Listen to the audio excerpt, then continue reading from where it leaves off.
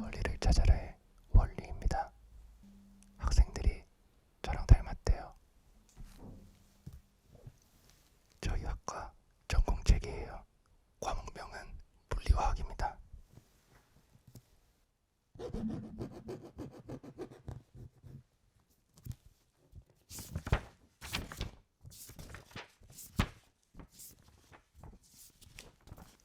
제가 학부 때 공부한 책이에요.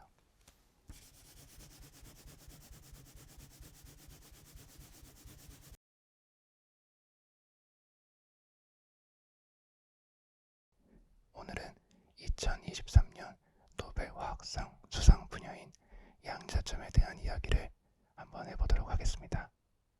2023년 노벨 화학상은 퀀텀 닷, 양자점이라고 하는 물질을 합성하고 실제 성질을 규명한 3명의 화학자 문지 바인디, 루이스 브루스, 알렉세이 예키모프에게 돌아가는데요. 오늘은 이 양자점이 무엇인지 그리고 노벨상 선정 이유는 무엇인지 간단하게 알아보도록 하겠습니다. 먼저 양자점이란 용어에 대한 해석이 필요할 것 같은데요. 여기서 양자는 이 물질의 특성이 양자역학에 지배를 받는다. 다시 말하면 양자역학적인 특성을 갖는다 라는 뜻입니다.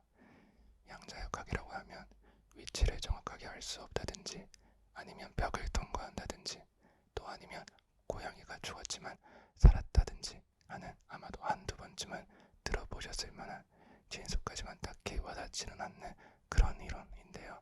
물론 제가 여기서 양자역학 강의를 할 건 아니니까 벌써부터 걱정하실 필요는 없습니다. 다음 점이라는 말이 있는데 점은 말 그대로 점만큼 작다는 뜻이에요. 그래서 종합하면 양자점은 어떤 양자역학적인 특성을 갖는 점만큼 작은 입자다 라고 정의할 수 있겠는데요. 이런 양자역학적인 특성이 보통은 물질의 크기가 아주 작을 때 몇 나노미터 정도의 크기일 때부터 발현이 되거든요. 결국 양자점은 기본적으로 크기가 수에서 수십 나노미터 정도 되는 나노 크기의 입자, 한 단어로 나노 입자라고 할 수 있겠습니다. 이게 끝이 아니라 사실 여기부터가 더 중요한데 첫 번째 특징, 양자점은 빛과 상호작용하는 나노 입자입니다. 사진처럼 빛을 흡수해서 색을 띠거나 빛을 방출해서 말 그대로 빛이 나거나 해요. 그리고 두 번째 특징, 빛과 상호작용하는 방식이 크기에 따라서 달라집니다. 크기가 커질수록 긴 파장의 빛, 부지기에서 나중에 나오는 색깔의 빛을 흡수하거나 방출하게 되는데요. 예를 들어서 크기가 2나노미터 정도 되는 작은 입자는 파장이 짧은 파란색 위주의 빛을 흡수하거나 방출하고요. 크기가 10나노미터 정도 되는 큰 입자는 파장이 긴 빨간색 위주의 빛을 흡수하거나 방출한다는 거예요. 그럼 결국 내가 이 양자점의 크기를 마음대로 또 균일하게 조절할 수 있는 방법만 찾으면 이런 양자점 부지기를 구현할 수도 있다는 건데 정말 엄청난 일이지만 이게 말처럼 쉬울까요? 그럼 균일한 크기의 양자점을 만들 수 있는 방법에 대해서 한번 생각해 보도록 하겠습니다. 양자점은 재료가 되는 원자들을 나노 크기로 잘 합쳐서 만드는데요. 예를 들어서 내가 원자 4개짜리 양자점이 필요하다고 해볼게요. 그런데 이게 지금 눈에 보이지도 않는 재료 가지고 눈에 보이지도 않는 입자를 만들어야 되는 상황이거든요. 그래서 기계적으로 이렇게 원자를 하나씩 집어서 4개씩만 딱 모아가지고 조립한다. 불가능합니다. 그럼 어떻게 해야 되냐? 가열을 하든 어쩌든 해서 이 원자들 사이에 화학 반응을 유도할 수밖에 없는데 이거 가열만 하면 원자가 알아서 4개씩 딱딱 결합해서 원자 4개짜리 양자점이 생길까요? 말도 안 되죠. 그냥 지멋대로 근처에 있는 원자들끼리 반응해서 이렇게 크기가 제각각인 양자점이 합성이 될 텐데 이건 우리가 원하는 게 아니거든요. 우리한테 중요한 거는 뭐냐? 2나노미터면 2나노미터, 10나노미터면 10나노미터 이런 식으로 특정하고 균일한 크기를 갖는 양자점만 딱 만드는 거예요. 그러면 여기서 어떻게 양자점의 크기를 균일하게 조절할 수 있을까요? 바로 이런 측면에서 바엔디, 브루스, 예기모프 이 3명의 화학자가 균일한 크기의 양자점을 합성할 수 있는 방법을 제시를 했고 그래서 노벨 화학상을 수상을 하게 된 건데 여기서는 가장 효율적이고 간편하고 그래서 대중적인 방법인 바엔디 교수님의 합성법을 소개해 드리도록 하겠습니다. 핫 인젝션이라고 하는 방법인데요.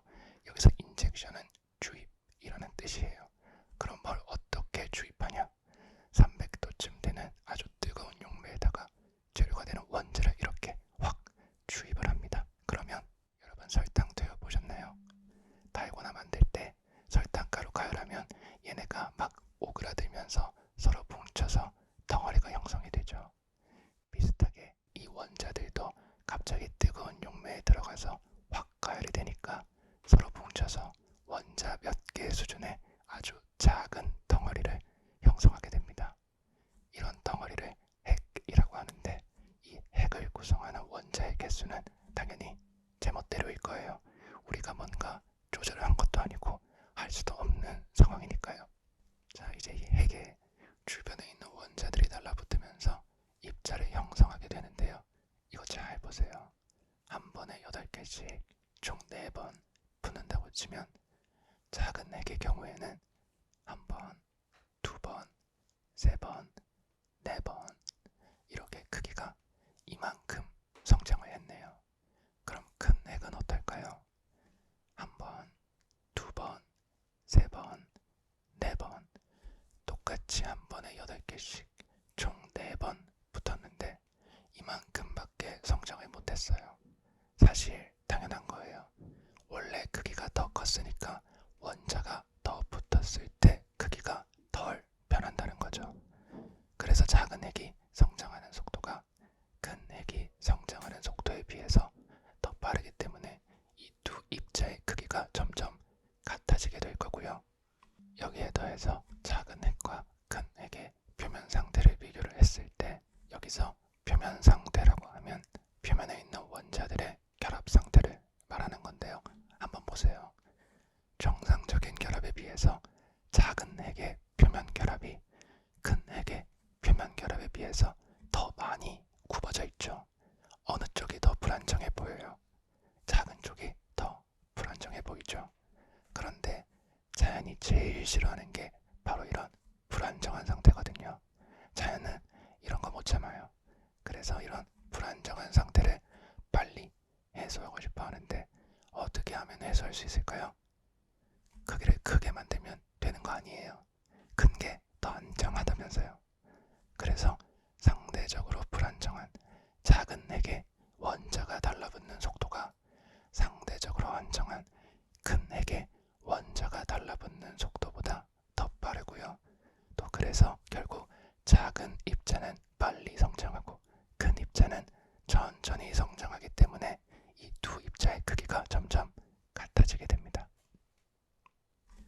이런 방법을 이용해서 이만큼이나 균일한 입자를 이렇게 대량으로 합성할 수 있게 됐는데 어떠세요? 정말 훌륭하지 않나요? 노벨상 받을 만한가요?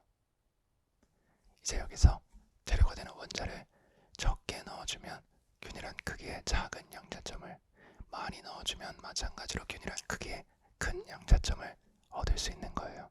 어때요? 진짜 노벨상 받을 만한가요? 최근에는 양자점이 디스플레이부터 세포 이미지, 질병 진단이나 치료, 또 센서 등의 여러 분야에서 널리 연구되고 있는데요. 어쨌든 확실한 건 이 양자점 기술이 가지고 있는 잠재력이 정말